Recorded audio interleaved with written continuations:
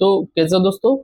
तो आज हम जो क्लास करने वाले हैं ना, आज का चैप्टर है हमारा कौन सा, मानव संसाधन, चैप्टर 6 से क्लास 8 का हम जियोग्राफी का क्लास कर रहे हैं। ठीक है, एक सेकंड, मेरा चश्मा कहाँ है, चश्मा भी यूज कर ले हम अपना चश्मा। एक टीचर के लिए सबसे ज्यादा इंपॉर्टेंट ये होता है कि चश्मा का यूज करें, क्योंकि देखो क्या होता है ना, पढ़ाते पढ़ाते ना आंखों में कुछ चुभन सी होने लगती है। आधे एक घंटे तक लगातार कैमरे के सामने रहो ना, चुभन सी होने लगती है, लाइट लगता है आंखों पे। देखो अब सही हो गया, परफेक्ट, एकदम परफेक्ट लग रहा है ना टीचर के जैसे। अब चलेगा, ठीक है। तो देखो आज जो पढ़ने वाले हम चैप्टर 6 है, ये एनसीईआरटी का हम पढ़ रहे हैं। एनसीईआरटी का क्लास 8 का जियोग्राफी है। क्लास 8 का जियोग्राफी का हम लोग पढ़ रहे हैं। चैप्टर 6 आज पढ़ेंगे मानव संसाधन को लेके जो है, ठीक है। इस चैप्टर को लेकर हम पढ़ने वाले हैं। तो चैप्टर स्टार्ट करने से पहले एक चीज का रिक्वेस्ट रहेगा कि वीडियो को लाइक मार दिया करो, एंड चैनल को क्या करो, तुम चैनल को सब्सक्राइब तो कर ही दिया करो। सब्सक्राइब करना ही इंपॉर्टेंट नहीं है ज्यादा, सब्सक्राइब करने के बाद तुम्हारा अगला स्टेप जो है, वो साइड में जो बेल आइकन ओपन हो रहा है ना, उसको ऑन कर दिया करो, ताकि मॉर्निंग में जो हिंदू का एडिटोरियल का वीडियो अपलोड होता है, एंड द हिंदू का जो करंट अफेयर एनालिसिस होता है वो लाइव में होता है। ये सारी चीजों का तुम्हें ना वो अपडेट मिल जाया करेगा, एक ऑन टाइम अपडेट मिल जाएगा। जैसे ही लाइव आएंगे या कोई वीडियो अपलोड होगा तो डायरेक्टली तुम पे बेल आइकन प्रेस रहेगा, तो नोटिफिकेशन उसका डायरेक्टली तुम पे जल्दी से जल्दी पहुंच जाएगा, और जल्दी से जल्दी तुम देख पाओगे और अच्छे से रिवीजन कर पाओगे, ठीक है। मतलब तुम जितना जल्दी क्लास करोगे उतना जल्दी तुम रिवीजन करोगे, ठीक है। चलो फिर इन सब बातों से आगे बढ़कर हम अब थोड़ा सा पढ़ाई की बातों पे ध्यान दे दें, ठीक है। पढ़ाई की बातों पे ध्यान देते हुए हम पहला चैप्टर है हमारा मानव संसाधन। मानव संसाधन को लेके एनसीईआरटी इसी क्लास 8 के ही जियोग्राफी फर्स्ट वाले चैप्टर में अगर तुम नहीं देखो तो मानव संसाधन को लेकर बहुत सारी चीजें समझाई गई फर्स्ट चैप्टर में। वो चैनल पर अपलोडेड है मेरा वीडियो, अभी जाकर तुम देख सकते हो। मानव संसाधन के लिए कोई वीडियो अपलोडेड है, पहले से अपलोडेड है, ठीक है। चलो, तो इसमें जानना क्या है, देखो एक पहले तो साइड पॉइंटर, हमारा जो मोटो होता है वो हम इसमें भी अपना अप्लाई करेंगे कि पहले तो साइड पॉइंटर जो हमारा जो दिख रहा है, ये साइड पॉइंटर, इसको इंपॉर्टेंट मान के हम काम करेंगे कोई, ठीक है। इसको इंपॉर्टेंट मान के हम आगे बढ़ेंगे। तो पहला क्या, भारत सरकार का अधीन एक मानव संसाधन मंत्रालय है। भारत सरकार का अधीन एक मानव संसाधन मंत्रालय एग्जिस्ट करता है, मानव संसाधन मंत्रालय, ध्यान रखना, ठीक है। 1985 में इस मंत्रालय का निर्माण लोगों के कौशल को बढ़ाने के लिए किया गया था। मानव संसाधन मंत्रालय का निर्माण 1985 ईस्वी में किया गया था, ठीक है। देखो, लोग ही एक राष्ट्र के बड़े संसाधन होते हैं। अब संसाधन कैसे होते हैं, संसाधन का मतलब होता क्या है, जिसका एक मूल्य होता है, पहला चीज जिसका एक मूल्य होता है, और जिससे कोई मूल्य जनरेट हो पाता है। दो चीज ये होगी, जिसका कोई एक मूल्य होता है या जिससे एक मूल्य जनरेट होता है, ठीक है। तो लोग क्या होता है, लोग एक राष्ट्र के ही सबसे बड़े संसाधन होते हैं, ठीक है। राष्ट्र को ऊपर ले जाना या डाउनफॉल पे लाना, ये उस राष्ट्र के लोगों का ही कार्य है, ठीक है। प्रकृति की देन केवल उस समय महत्वपूर्ण होती है जब वो लोगों के लिए उपयोगी होती है, ठीक है। अब प्रकृति कोई चीज दे रही है, वो महत्वपूर्ण किस पॉइंट पे जाके होगी। प्रकृति कुछ भी चीज दे रही है, वो उस टाइम पे जाके महत्वपूर्ण हो जाएगी, उस टाइम पे जाके इंपॉर्टेंट हो जाएगी जब जब लोग उसका उपयोग करने लगेंगे, ये लोगों के लिए वो उपयोगी हो जाएगी, ठीक है। लोग अपनी आवश्यकता और योग्यताओं से उसे संसाधन में परिवर्तित कर देते हैं, ठीक है। पृथ्वी के अंदर से प्रकृति के द्वारा हमें क्या मिला, हमें कोयला मिला। अब उसको संसाधन में परिवर्तित करना किसका काम है, हमारा काम। उसको कैसे चेंज करते हैं, अब जैसे सोना मिला, हीरा मिला, लेकिन उसको कट करके उसको नग बना दिए, एंड बहुत सारे आभूषण का निर्माण किए। उसका काम किसका है, उसके काम हम मनुष्यों का है। उसको संसाधन में परिवर्तित कौन कर रहा है, प्रकृति कोई भी चीज दे रही है, उसको संसाधन में परिवर्तित करने का कार्य किसका हो गया, मानव का हो गया, ठीक है, मनुष्यों का हो गया, ठीक है। इस प्रकार मानव संसाधन ही अंतिम संसाधन है। मानव संसाधन ही क्या है, अंतिम संसाधन है। स्वस्थ हो गया, शिक्षित हो गया, अभिप्रेरित लोग इनकी अपनी आवश्यकता के अनुरूप संसाधनों का विकास करते हैं। अब जो लोग स्वस्थ रहेंगे वही संसाधनों का विकास कर पाएंगे, या तो वो शिक्षित हो, स्वस्थ, शिक्षित और अभिप्रेरित, 3 पॉइंट दिया है। अगर तुम स्वस्थ हो, अशिक्षित नहीं हो, तो किसी भी संसाधन का प्रयोग करने का क्षमता तुम्हारे अंदर नहीं आएगी, ठीक है, पहला चीज। स्वस्थ भी हो, शिक्षित भी हो, लेकिन तुम्हें प्रेरणा नहीं है किसी चीज से, कोई चीज से तुम्हें लगाव ही नहीं है कि कैसे इसको चेंज किया जा सके, तुम्हें रिसर्च करने का अनुभव नहीं है, तुम्हें जैसे कि मोटिव ही नहीं है किसी चीज के लिए, तो तुम कैसे करोगे?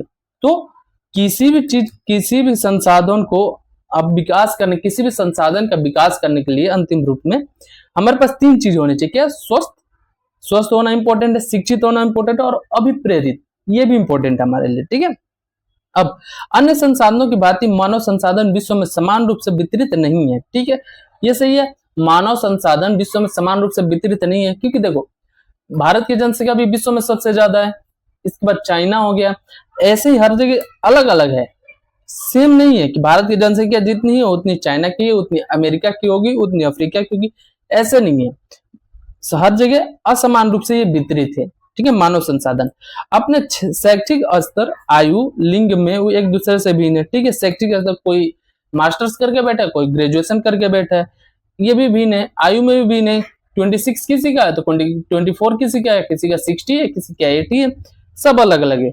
मेल, फीमेल, ट्रांस जो ले लो, सारे लिंग अलग अलग है सबके, उनकी संख्या और लक्षण भी बदलते रहते हैं। ठीक है। अब देखो एक यहाँ पे इंपॉर्टेंट पॉइंट दे दिया हमारे लिए, हमारा सबसे मेन इंपॉर्टेंट पॉइंट क्या होता है ना, ये जो साइड पॉइंटर दिख रहा है ना, साइड पॉइंटर हमारे लिए बेहद जरूरी होता है, बहुत जरूरी होता है वो। ठीक है। प्रधानमंत्री कौशल विकास योजना PKVY को 2015 में 1 करोड़ भारतीय युवाओं को 2016 से 2020 तक प्रशिक्षित करने के उद्देश्य से शुरू किया गया था। प्रधानमंत्री कौशल विकास योजना, प्रधानमंत्री कौशल विकास योजना क्या है? तुम लोग जैसे अभी जो देख रहे हो, अभी से पहले जो स्टार्ट किया गया था 2016 के टाइम पे, 2016 के टाइम पे उस टाइम ना, अभी भी बिहार के साइड में भी चलता है, हर जगह भी चलता होगा, पूरे देश में ये मतलब चलता है, लेकिन हाँ उस टाइम क्या होता ना, KYP करके आता था, KYP कुशल युवा प्रोग्राम। ठीक है, KYP करके उन बहुत सारे बच्चों को जो 10th करके आ रहे हैं, 11th करके आ रहे हैं, उनको सिखाने के लिए KYP नाम से एक अभियान चलाया जाता था बिहार में, हम बता रहे हैं।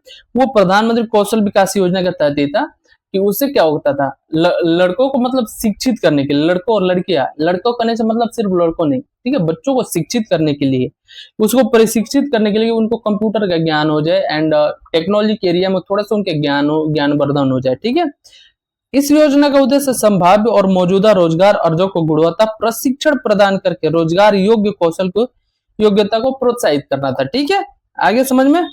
चलो अब जनसंख्या का वितरण पे समझते हैं, जनसंख्या का वितरण कहाँ कैसे है, इस पॉइंट पर थोड़ा सा हम प्रकाश डालेंगे एंड आगे के पॉइंट से ये समझेंगे कि जनसंख्या वितरण देश में कैसे कैसे, विश्व में कैसे कैसे। ठीक है, भूपृष्ठ पर जिस प्रकार के लोग फैले हैं उसे जनसंख्या वितरण का प्रतिरूप कहते हैं। ठीक है, जिस प्रकार लोग, देखो विश्व में से प्रत्येक 100 लोग, ये चेंजिंग, ये चेंजिंग, ये चेंजिंग, देखो एशिया में रहने वाले लोग, यूरोप में रहने वाले लोग, अफ्रीका में रहने, ये पॉइंटर जो दिया है ना, ये समझो, देखो विश्व में प्रत्येक 100 लोगों में से एक लोग तो एशिया में रहने वाले मिल जाएंगे, एशिया के रहने वाले मिल जाएंगे विश्व में।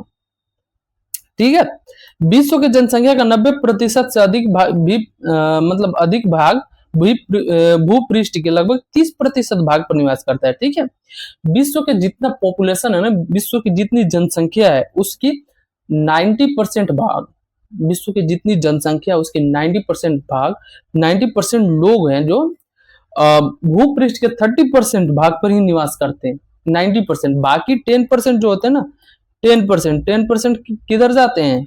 70% में। समझ रहे हो कितना, हर जगह कितना कितना चेंजिंग है। ठीक है, अब नेक्स्ट पॉइंट है कि विश्व में जनसंख्या का वितरण अत्यंत असमान है, बहुत असमान है ये।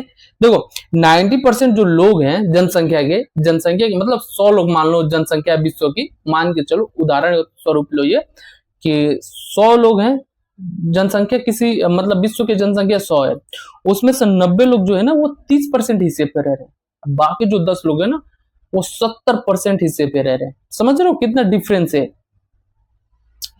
कुछ क्षेत्र बहुत घने बसे हुए हैं, ठीक है, और कुछ बहुत विरल बसे क्षेत्र हैं। देखो अब जब 90% लोग 30% स्थान पे रह रहे, तो 10% लोग 70% स्थान पे। आप समझ रहे हो, कहीं कहीं ये जो पार्ट होगा ना, जो 90% लोग 30% स्थान पे निवास कर रहे हैं, यहाँ पे बहुत विरल जनसंख्या होगी, बहुत विरल होगी। और ये जो 70% लोग हैं, ये 70% स्थान पे रह रहे हैं।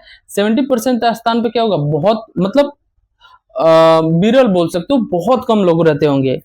ठीक है, अब आ गया दक्षिण और दक्षिण पूर्वी एशिया, यूरोप, उत्तर पूर्वी उत्तरी अमेरिका घने बसे क्षेत्र है। ठीक है, दक्षिण और दक्षिण पूर्वी एशिया होगी, यूरोप हो गया, उत्तर पूर्वी उत्तर अमेरिका हो गया।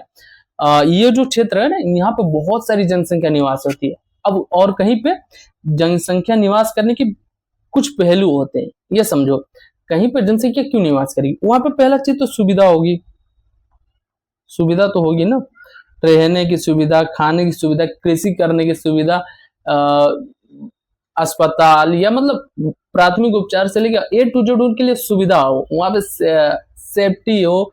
एंड बहुत सारी चीजें ऐसे पॉइंट इसमें डिनोट कर पाओगे तुम। जैसे कि पहला पॉइंट तो ये तुम देखो कि वहां पे कृषि करने के लिए पर्याप्त जगह होगा, रहने के लिए पर्याप्त जगह होगा, सेफ्टी होगा। कहीं सेफ्टी नहीं रहेगा तो वहां पर रहोगे तुम, ये सारी चीजें इस पे काम करती है। ठीक है, जहां पे रहने के लिए कहीं पे भी जनसंख्या क्यों होता है, इसी की वजह से होता है। गंगा ब्रह्मपुत्र जो दोआब क्षेत्र होते हैं, जो डेल्टाई क्षेत्र होता है, मतलब गंगा किनारे पर मैक्सिमम लोग क्यों बसते हैं, क्यों, क्योंकि किनारे पर वहां पर बहुत उपजाऊ भूमि होती है। जब बहुत उपजाऊ भूमि होगी तो वहां पर लोग खुद से ही निवास करना शुरू कर देंगे। ठीक है, उच्च अक्षांशीय क्षेत्रों, उष्णकटिबंधीय मरुस्थलों, उच्च पर्वतों और विश्वतीय वनों के क्षेत्र बहुत कम लोग रहते हैं। उच्च अक्षांशीय क्षेत्रों में, उष्णकटिबंधीय मरुस्थल, उच्च पर्वत और विश्वतीय वन में बहुत कम लोग रहेंगे। मरुस्थल में अब पानी नहीं मिल पाएगा जल्दी तुम्हें, अब जल्दी पानी नहीं मिल पाएगा तो वहां पे तुम रहना ही पसंद नहीं करोगे। उच्च पर्वत हो गए, कोई भी चीज लेना है बार बार नीचे आओ फिर ऊपर जाओ। सोच लो उच्च पर्वत से नीचे आना और ऊपर जाना कितना कठिन होता होगा। तो वहां पे बहुत कम लोग ही, तो ऐसी जगहों पे तो बहुत कम रहेंगे, वहां पे सुविधा नहीं है। ठीक है, वहां पे सुविधा नहीं है तो वहां पे लोग कैसे रहेंगे। ठीक है, वहां पे रहना मुमकिन ही नहीं हो पाता है, बहुत कम, क्या मतलब ना के बराबर लोग रहते हैं। ठीक है, विषुवत वृत्त के दक्षिण की अपेक्षा, विषुवत वृत्त के दक्षिण की अपेक्षा विषुवत वृत्त के उत्तर में बहुत अधिक लोग रहते हैं। ठीक है, विषुवत वृत्त के, जैसे ये विषुवत वृत्त हो गया ना, ठीक है, इसके दक्षिण की अपेक्षा उत्तर में लोग, ये पार्ट जो है ना, यहाँ पे बहुत लोग रहते हैं। अब क्यों रहते हैं, क्योंकि यहाँ पे बहुत सारी सुविधाएं हैं, क्लाइमेट उनके अनुसार है, तो यहाँ पे लोग रहेंगे। ठीक है, अब आगे देखते हैं। विश्व की कुल जनसंख्या के लगभग 3/4 लोग दो महाद्वीप एशिया और अफ्रीका में रहते हैं। ठीक है, देखो विश्व की जनसंख्या का लगभग 3/4 लोग ना एशिया और दूसरा अफ्रीका वाले क्षेत्र में रहते हैं। क्यों, इमेजिन करो क्यों, क्वेश्चन करो खुद से, ये तुम्हारा काम है, तुम क्वेश्चन खुद से करोगे ना तभी हो पाएगा। ये क्यों रहते हैं ऐसे क्षेत्रों में, एशिया और अफ्रीका में विश्व के 3/4 लोग रहते हैं, क्यों रहते हैं, क्यों, क्योंकि ऐसे एशिया और अफ्रीका वाले जो क्षेत्र है ना, यहाँ पे रहने से लेके खाने पीने का एंड बहुत सारी सुविधाएं उपलब्ध है इस क्षेत्र में। कृषि वाले क्षेत्र उपलब्ध है, पानी उपलब्ध है, बहुत सारी ऐसी कंडीशन है ना जहां पे ये रह पाएंगे। तो उसकी वजह से यहाँ पे बहुत सारी जनसंख्या निवास करती है, जबकि 1/4 जो है बाकी कंटिनेंट में, जो कॉन्टिनेंट होती है बाकी सारी में निवास करती है। ठीक है, विश्व के 60% लोग केवल 10 देशों में रहते हैं। 60% लोग सिर्फ 10 देशों में रहते हैं विश्व की जनसंख्या के, समझ सकते हो। उसमें भारत पक्का आएगा, पक्का आएगा भारत, देख लेना। केवल 10 देशों में रहते हैं, इन सभी 10 देशों में सभी देशों में 10 करोड़ से अधिक लोग रहते हैं। यहाँ 145 करोड़ हो रहा है भारत में, सोचो। अब भारत की जनसंख्या का औसत घनत्व 382 व्यक्ति प्रति वर्ग किलोमीटर है। हालांकि अभी चेंज हो गया होगा, अभी तुम जब वीडियो देख रहे हो नॉर्मली 382 व्यक्ति किलोमीटर प्रति वर्ग किलोमीटर है, यही है। जनसंख्या का घनत्व तो निकालते कैसे हैं, देखो पृथ्वी पृष्ठ के एक इकाई क्षेत्र में रहने वाले लोगों की संख्या को जनसंख्या का घनत्व कहते हैं। ठीक है, एक पृथ्वी के पृष्ठ पे एक इकाई क्षेत्र में, एक इकाई क्षेत्र यानी 1 किलोमीटर के एरिया का ले लो रेडियस, चारों तरफ से 1 किलोमीटर तुम उत्तर ले रहे हो, 1 किलोमीटर तुम दक्षिण ले रहे हो, एक पूरब एक पश्चिम, ऐसे करके तुम 1 किलोमीटर की इकाई क्षेत्र में तुम ऐसे ऐसे करके ले लिए। अब इसके क्षेत्र में जितने लोग रह रहे हैं, जितने लोग हैं, वो जनसंख्या घनत्व कहलाती है। ठीक है, वही जनसंख्या का घनत्व कहलाती है। सामान्य रूप से यह प्रति वर्ग किलोमीटर में व्यक्त किया जाता है। प्रति वर्ग किलोमीटर में व्यक्त किया जाता है। संपूर्ण विश्व की औसत जनसंख्या 51 व्यक्ति प्रति वर्ग किलोमीटर। संपूर्ण विश्व की कितनी है? 51 व्यक्ति प्रति किलोमीटर है। 51 व्यक्ति प्रति किलोमीटर है, जबकि इंडिया की कितनी है? 382 यानी इसके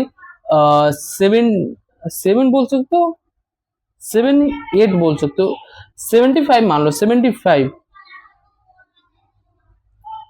7 टाइम्स इसके, मान लो 7 या 7.5 टाइम्स इसके हैं। ठीक है, संपूर्ण विश्व का औसत जनसंख्या घनत्व तो कितना है? 51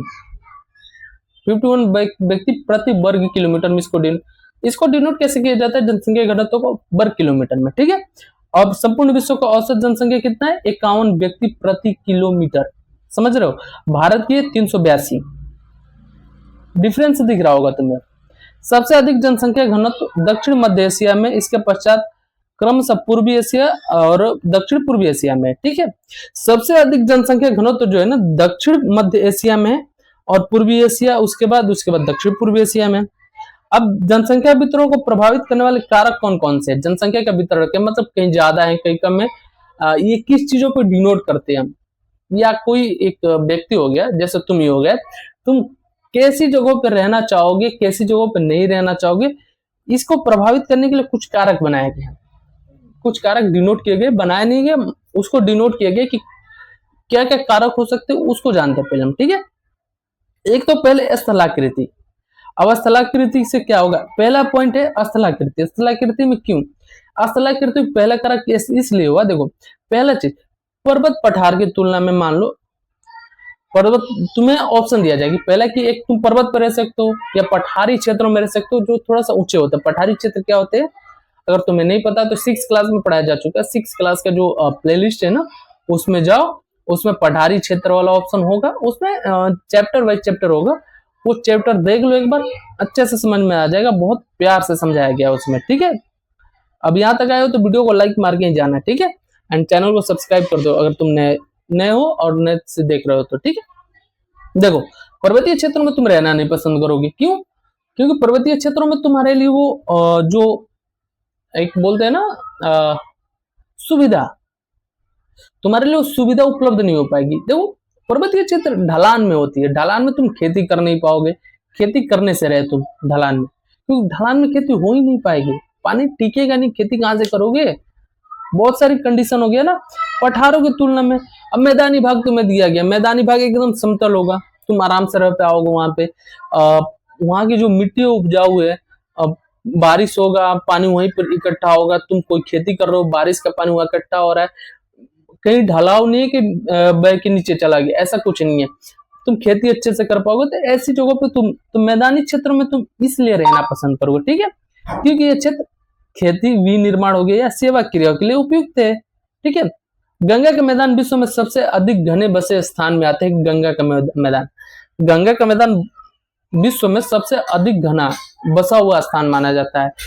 यहाँ पर बहुत आबादी मतलब कृषि पर निर्भर रहने वाली आबादी यहाँ पे रहती है मैक्सिमम। ठीक है, जबकि एंडीज हो गया या आल्पस हो गया, हिमालय जैसे पर्वत बहुत विरल बसे हुए क्षेत्र है। क्यों? हिमालय क्षेत्र में तुम रहना कैसे पसंद करोगे? वहां पे बर्फ गिरता रहेगा, अब बर्फ गिरता रहेगा तुम खेती नहीं कर पाओगे, जब तुम कोई खेती नहीं कर पाओगे, कृषि नहीं कर पाओगे तो रहोगे कैसे वहां पे? उसके लिए कुछ और क्राइटेरिया होगा ना। कुछ लोग रहते हैं जो वहां पे, वो बहुत सारी ऐसी कुछ अलग एक्टिविटी करते हैं जीवन यापन के लिए, जैसे में मतलब दूध हो गया, पनीर हो गया, ये सब बना के बेचना या खाल बेचना या सींग बेचना, ये सारे काम करते हैं। वो ऐसे रहते वो जीवन यापन मजबूरी में ऐसे अपना करते हैं। ठीक है, लेकिन ऐसे क्षेत्रों में गंगा मैदान वाले क्षेत्रों को कृषि के लिए भी विनिर्माण का कोई काम करना चाहो तो तुम वहां पे कर सकते हो अच्छे से। उसके बाद सेवा क्रिया, जैसे कि तुम कुछ भी सेवा क्रिया हो गया, जैसे गाड़ी चलाना हो गया, टू जेड कुछ भी तुम कर सकते हो वहां पर, अच्छे से कर सकते हो समतल मैदानों में। पहाड़ी क्षेत्रों में ऐसा नहीं कर पाओगे। अब दूसरा पॉइंट है हमारा जलवायु। क्लाइमेट तो बहुत मतलब डिपेंड करता है कि आप कहाँ रहना पसंद करोगे। देखो सामान्य चरम जलवायु जो अत्यधिक गर्म अथवा अत्यधिक ठंडी, जैसे सहारा, मरुस्थल, रूस के ध्रुवीय प्रदेश, कनाडा और अंटार्कटिका में रहने से बचते हैं। अब तुम ऐसी जगहों पे रहना नहीं पसंद करोगे ना जहां बहुत गर्मी हो रही है, या ऐसी भी जगहों पे तुम नहीं रहना पसंद करोगे जहां अत्यधिक ठंड होती है। अब उदाहरण के रूप में देख लो, सबसे ज्यादा गर्मी कहाँ होती है? सहारा मरुस्थल में होती है। मरुस्थल वाले क्षेत्रों में तुम नहीं रहना पसंद करोगे, वहां बहुत गर्मी होती है भाई, दिन में बहुत गर्मी, रात को बहुत ठंडी। तो ऐसे क्षेत्रों पे तुम रहना नहीं पसंद करोगे जहां सामान्य रूप से जलवायु हो। सामान्य रूप से अगर तुम इंडिया में हो तो इंडिया में सामान्य रूप से जलवायु चल रही है, मतलब गर्म है, जैसे गर्मी हो रही है, फिर इसके बाद चेंज हुआ क्लाइमेट, मौसम चेंज हुआ, उसके बाद तुम ठंडी हो गई, फिर बसंत ऋतु आ गई, वर्षा ऋतु आ गई, ऐसे ही कॉन्फ्लिक्ट करते रहते हैं, चेंज होते रहता है। तो तुम्हारे मुताबिक है ये। लेकिन यहाँ पे अगर भारत की अगर एग्जांपल ले तो बहुत गर्मी होने लगी यहाँ पे, तो यहाँ रहना चाहेगा? नहीं चाहेगा, झुलस के मर जाओगे, तुम्हें आदत नहीं उस चीज की। अब आगे आगे वाला पॉइंट है, देखो तीसरा पॉइंट हमारा मृदा। अब मृदा मृदा इंपॉर्टेंट है, कब से हम समझाते आ रहे हैं, उसके बेसिस पे ही तुम खुद समझो कि जहां उपजाऊ मृदा होगी वहां पे बहुत जो मनुष्य रहेंगे या बहुत सारे लोग रहना पसंद करेंगे जहां पे मृदा उपजाऊ हो। ठीक है, भारत में ये कौन से क्षेत्र में उपजाऊ है? गंगा ब्रह्मपुत्र में, और चीन में होंगी, चोंगजियांग, मिस्र में नील नदी को उपजाऊ। ठीक है, जो उपजाऊ क्षेत्र हुआ वहां पे रहना बसना। अब आगे आओ, चौथा नंबर है जल। जल इसमें सबसे मेन इंपॉर्टेंट रोल अदा करता है कि कहाँ पे रहना चाहोगे, जहाँ पे अलवणीय जल जो हम पी सके, कंज्यूम कर सके, वैसे जल की उपलब्धता बहुत अच्छे से हो, ऐसे क्षेत्रों में हम रहना ज्यादा अच्छे से पसंद करेंगे। ठीक है, अलवणीय जल जहाँ उपलब्ध हो। और फिर आओ खनिज। फिर इसमें 5 नंबर पे खनिज। खनिज निक्षेपों वाले क्षेत्र अधिक बसे हुए हैं, जैसे दक्षिण अफ्रीका के हीरा की खान है, मध्यपुर में तेल की खोज है। देखो खनिज, खनिज इसमें इंपॉर्टेंट रोल कैसे अदा करता है? खनिज वाले क्षेत्रों में लोग क्यों ज्यादा रहते हैं? क्योंकि वहां पे जॉब उनको प्रोवाइड हो जाती है अच्छे से, खानों में जॉब बहुत अच्छे से प्रोवाइड हो जाती है। ऐसे क्षेत्रों में लोग बहुत अधिक मतलब बसना पसंद करते हैं। जैसे दक्षिण अफ्रीका में हीरा की खान होगी, अब यहाँ पर लोग गए, खान में काम मिल गया, काम मिल रहा है, काम मिला तो मतलब जीवन यापन अच्छे से करना पसंद हो जाएगा। ठीक है, ऐसे ऐसे क्षेत्र हैं। अब कुछ और चीज देखो, जैसे सामाजिक सांस्कृतिक और आर्थिक कारक भी इस पे मतलब डिपेंडेंट होते हैं।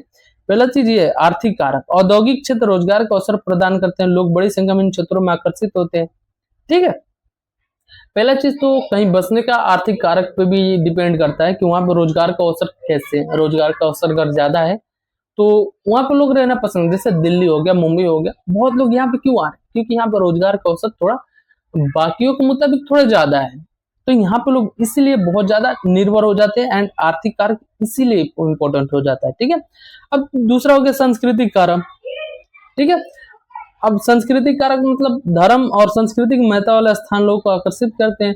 जैसे मेरा नाम आशीष तिवारी है। वैसे देखो जाति का नाम नहीं लेना चाहिए, लेकिन मैक्सिमम चीजें समझो। जैसे हिंदू लोग हो गए, हिंदू, हम अपने हिंदू भाइयों को बारे में, बाकी किसी धर्म के बारे में बोलने से अच्छा है।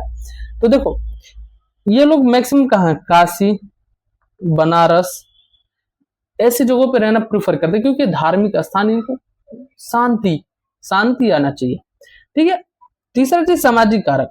सामाजिक कारक कैसे नहीं इंपॉर्टेंट होगा? अब तुम किसी एरिया में रह रहे हो, वहां पे डेली लड़ाई हो रहा है, डेली बच्चे अलग ही ढंग के गाली गलौज हर एक चीज हो रही है, तो उस एरिया में तुम रहना खुद नहीं पसंद करोगे। ठीक, तो सामाजिक कारक इस पे, जैसे अच्छे आवास हो, वहां पे शिक्षा स्वास्थ्य की सुविधाएं हो, अत्यधिक घने बसे हैं, जैसे उदाहरण के लिए पुणे ले सकते हो। ठीक है, अब जीवन प्रत्याशा क्या है?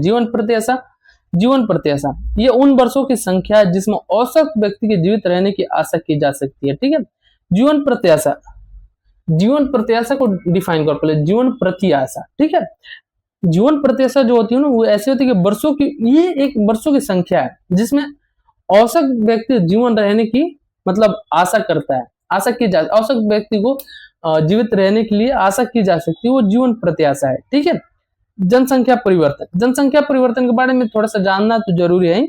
जनसंख्या परिवर्तन से तात्पर्य एक निश्चित अवधि के दौरान लोगों की जनसंख्या में परिवर्तन है, वही क्या जनसंख्या परिवर्तन है। जैसे अभी बिहार में मान लो 100 आदमी है, ठीक है, एक मान लो बिहार में भी 100 आदमी है और दिल्ली में है Y आदमी। ठीक है, अब दिल्ली में मान लो 5 साल तक की वाई है, लेकिन ये एक्स चेंज हो रहा है, एक्स चेंज होकर इसमें ऐड हो गया या ऐसे, ये वाई चेंज नहीं हो रहा है, वाई का वाई रह गया, तो क्या हुआ, ये एज इट इज एक निश्चित अवधि तक रहता है ना, तो यही जनसंख्या परिवर्तन हो गया, जनसंख्या चेंज होते रह रही है। ठीक है, जनसंख्या कभी स्थिर नहीं रहती है। देखो, जन्मों को साधारणतः जन्म की दर से आंका जाता है। जन्म दर अर्थात प्रति 1000 व्यक्तियों पर जीवित जन्मों की संख्या को मापा जाता है। मृत्यु दर प्रति 1000 व्यक्तियों पर मृतकों की संख्या को मापा जाता है। ठीक है, पहला चीज, जन्मों को साधारणतः जन्म दर से आंका जाता है। जन्म दर क्या है? जन्म दर अर्थात प्रति 1000 व्यक्तियों पर जीवित जन्मों की संख्या। जन्म दर मतलब प्रति 1000 व्यक्तियों पर जीवित जन्मों की जनसंख्या जन्म दर कहलाती है। जबकि मृत्यु दर प्रति 1000 व्यक्तियों पर मृतकों की संख्या। जन्म दर क्या होगी? प्रति 1000 व्यक्तियों पर जन्मों की संख्या, मतलब कितने बच्चे हुए प्रति 1000 पे, और मृत्यु दर प्रति 1000 व्यक्तियों पर मृतकों की संख्या। ठीक है, किसी क्षेत्र विशेष में लोगों के आने जाने को प्रवास कहते हैं। सॉरी, किसी क्षेत्र में लोगों को आने जाने की प्रक्रिया, जैसे बिहार से दिल्ली कोई आया, वो माइग्रेट करके आ गया। किसी भी क्षेत्र विशेष में, जैसे बिहार से दिल्ली में आया कोई, या बिहार से मुंबई गया, या बिहार से लखनऊ गया, बहुत सारी जगह ऐसी जगह जहां बिहार से लोग जाते हैं, तो वो प्रवासी होते हैं। प्रवासी मजदूर उन्हें बोला जाता है। वैसे मजदूर जो प्रवास करके एक स्थान से दूसरा स्थान आते हैं, प्रवास, माइग्रेशन। ठीक है, जन्म और मृत्यु संख्या जनसंख्या परिवर्तन के प्राकृतिक कारण है। जन्म और मृत्यु हमारे और तुम्हारे हाथ में तो है नहीं, कब मृत्यु हो जाएगी किसी को नहीं पता। अभी मेरा डेथ हो जाए, हमको खुद पता कहाँ है। ठीक है, और जन्म और मृत्यु प्राकृतिक खेल है, हम उस पर डिपेंडेंट नहीं के। एक देश के जन्म दर और मृत्यु दर के बीच के अंतर को प्राकृतिक वृद्धि दर कहते हैं। ठीक है, एक देश में जन्म दर हो गया और मृत्यु दर के बीच के अंतर को क्या बोलेंगे? प्राकृतिक वृद्धि दर कहते हैं उसको। जैसे एक में 10 लोग जन्म दिए, 5 लोग डेथ हो गए, तो बचे कितने? 5। ये 5 क्या है? प्राकृतिक वृद्धि दर है। ठीक है, विश्व में जनसंख्या के बढ़ने के मुख्य कारण प्राकृतिक वृद्धि दर का तीव्रता से बढ़ना है। ठीक है, अब प्रवास, जब व्यक्ति नए देश में जाता है। उत्प्रवास, जब व्यक्ति एक देश को छोड़ता है। ठीक है,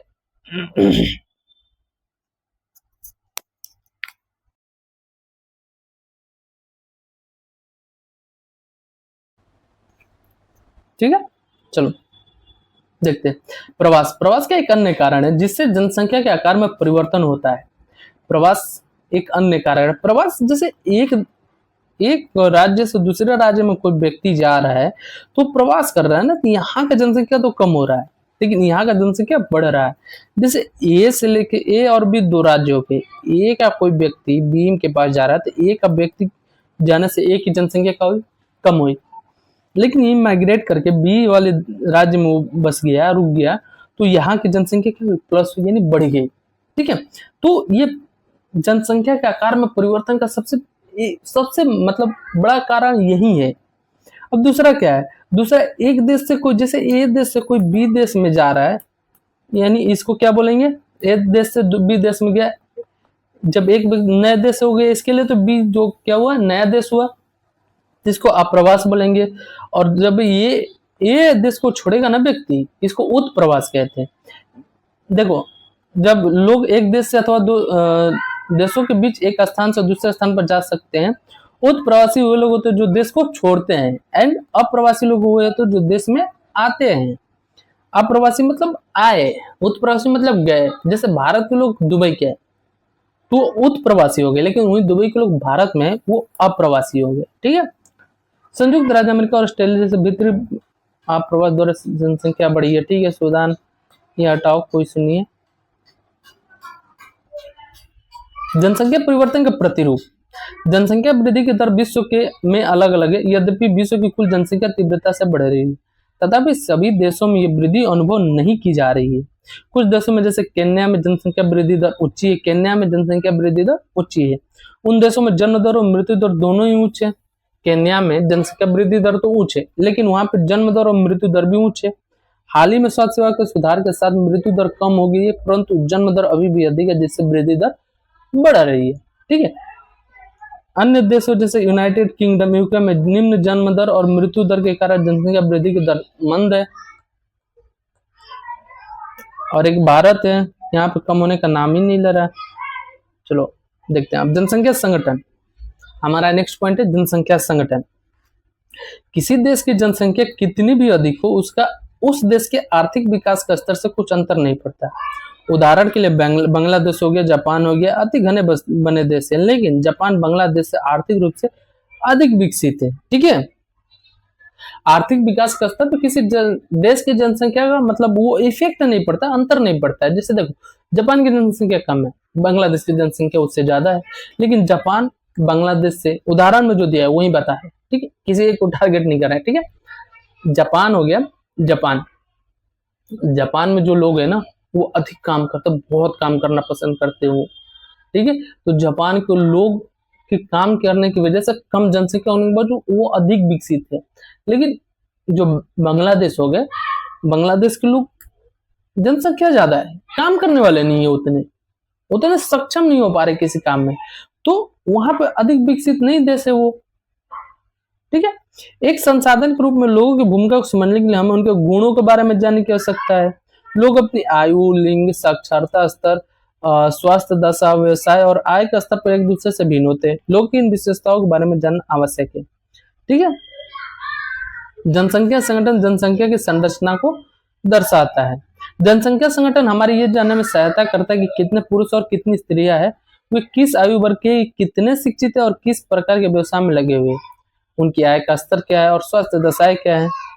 ठीक है, एक देश की जनसंख्या संगठन का अध्ययन करके एक रुचिकर विधि जनसंख्या पिरामिड है, जिसे आयु लिंग पिरामिड भी कहते हैं। ठीक है, पहले जनसंख्या संगठन क्या करता है, जनसंख्या संगठन से ये पता चलता है ना कि पहला चीज उनका लिंग पता चलता है कि वो पुरुष है या स्त्री है, एंड दूसरा पॉइंट उसे पता चलता है कि वो किस आयु वर्ग के हैं, वो 18 से 20 के बीच में है या 25 से 30 के बीच में है, एंड वो कितने लिटरेट है यानी कितने शिक्षित है, वो किस प्रकार के व्यवसाय में लगे, वो कितना इनकम कर रहे हैं, एंड उनके हेल्थ कंडीशन कैसा है।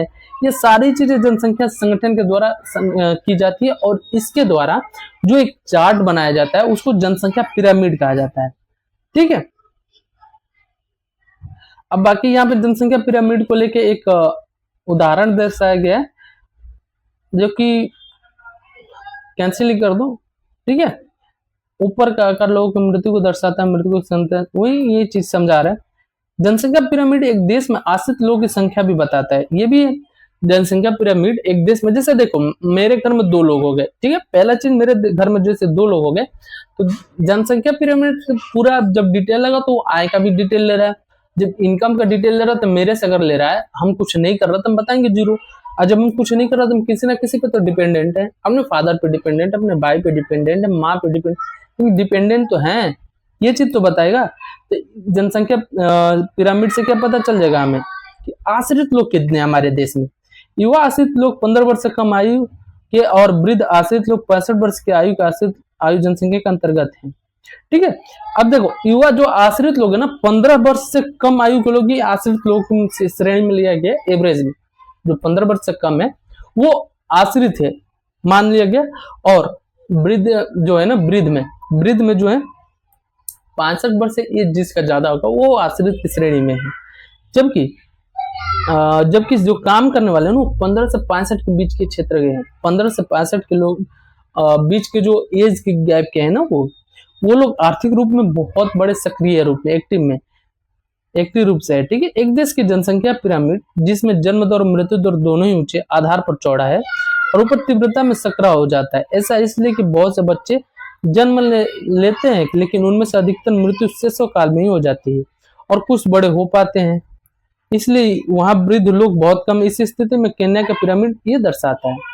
ये जो पिरामिड दिया है, पिरामिड से क्या है समझना वैसे हमें, लेकिन देखो इसमें पिरामिड के अनुसार ये बताया ना कि ये जो स्टार्टिंग में ना, ये देखो ये पिरामिड पहले बड़ा है, लेकिन ये जन्म लेके मान लो 1 साल बाद कोई किसी के डेथ हो और 2 साल बाद किसी बच्चे का डेथ हो जाता है। ऐसे करते करते बहुत कम ही बच्चे होते हैं ना जो बच पाते हैं, वो काम कर पाते हैं, रहते हैं। ठीक है, और जिन देशों में मृत्यु दर विशेष रूप से बहुत छोटे बच्चों में कम हो रही है, युवा आयु वर्ग का पिरामिड चौड़ा है क्योंकि शिशु प्रौढ़ावस्था तक जीवित रहते हैं। ये भारत के पिरामिड में दृष्टिगोचर होता है। ठीक है, ये नॉर्मल सी चीज है। इस प्रकार की जनसंख्या में युवा सापेक्षता अधिक है, इसका अर्थ मजबूत और वर्धमान बढ़ती हुई श्रम शक्ति है। भारत में जैसे सॉरी कम जन्म दर वाले जापान जैसे देशों पर आधार पिरामिड संकरा है, ये जो दिख रहा है। घटी मृत्यु दर के कारण अधिक लोग वृद्धायु तक पहुंच जाते हैं। मृत्यु दर कम हो गई है तो यहाँ पे लोग वृद्धावस्था तक पहुंच गए हैं। कुशल, उत्साही, आशावादी और सकारात्मक दृष्टि जैसे वजह किसी राष्ट्र के भविष्य होते हैं। ये सारी भारत के बारे में बताया कि हमारे पास जो लोग हैं भारत में वो कुशल युवा हैं, लेकिन काम करना चाहते नहीं है, वो अलग बात है। ठीक है, चलो जोक्स मजाक ये सब नहीं, काम की बातें करते हैं। बाकी देखो ये चैप्टर अब खत्म हो गया और इसी के साथ ही हमारा एनसीईआरटी का जो क्लास 8 का ज्योग्राफी चल रहा था वो भी कंप्लीट हो चुका है। तो तुम्हें करना क्या है, क्वेश्चन आंसर जो दिख रहा है ना, क्वेश्चन आंसर कंप्लीट करो, क्वेश्चन आंसर कंप्लीट करो। और जो क्वेश्चन तुम्हें नहीं समझ में आ रहा कमेंट में बताओ हमें कि कौन सा क्वेश्चन या कौन सा चैप्टर तुम्हें समझ में नहीं आ रहा, कौन सा पॉइंट नहीं समझ में आ रहा, हमें बताओ वो चीज, हमें वो चीज बताओ ताकि हमें भी पता चले कि क्या क्या चेंजिंग करना है। और वीडियो को लाइक करो, चैनल को सब्सक्राइब करके बेल आइकन प्रेस कर देना। ठीक है, फिर मिलेंगे हम अगले क्लास में क्लास 9 के ज्योग्राफी के साथ। ठीक है, क्लास 9 के ज्योग्राफी के साथ हम मिलेंगे। ठीक है, चलो।